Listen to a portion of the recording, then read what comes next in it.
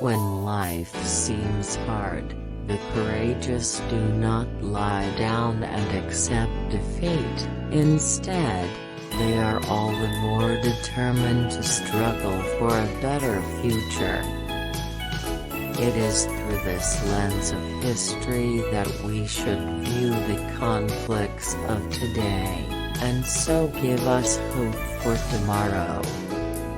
Although we are capable of great acts of kindness, history teaches us that we sometimes need saving from ourselves, from our recklessness or our greed.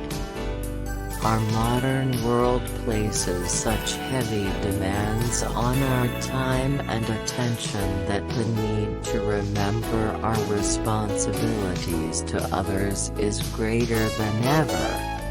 Over the years I have observed that some attributes of leadership are universal, and are often about finding ways of encouraging people to combine their efforts, their talents, their insights, their enthusiasm and their inspiration, to work together. Even when your life seems most monotonous, what you do is always of real value and importance to your fellow men. I cannot lead you into battle. I do not give you laws or administer justice, but I can do something else. I can give you my heart and my devotion to these old islands and to all the peoples of our brotherhood of nations.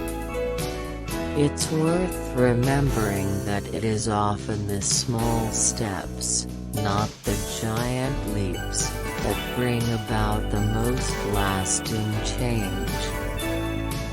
I declare before you all that my whole life, whether it be long or short, shall be devoted to your service. I have in sincerity pledged myself to your service, as so many of you are pledged to mine. Throughout all my life and with all my heart I shall strive to be worthy of your trust. I have sometimes thought that humanity seemed to have turned on itself, with wars, civil disturbances and acts of brutal terrorism. This world is not always an easy or a safe place to live in, but it is the only place we have. The wartime generation, my generation, is resilient. The function of constitutional monarchy is to personify the democratic state, to sanction legitimate authority, to assure the legality of means, and guarantee the execution of the public will. It is my ardent desire that no citizen in my realms should suffer restraint. We know the reward is peace on earth, goodwill toward men, but we cannot win it without determination and concerted effort. When life seems hard, the courageous do not lie down and accept defeat. Instead, they are all the more determined to struggle for a better future. Concerted effort. We should take comfort that while we may have more still to endure, better days will return. We will be with our friends again. We will be with our families again. We will meet again. It has been women who have breathed gentleness and care into the harsh progress of mankind.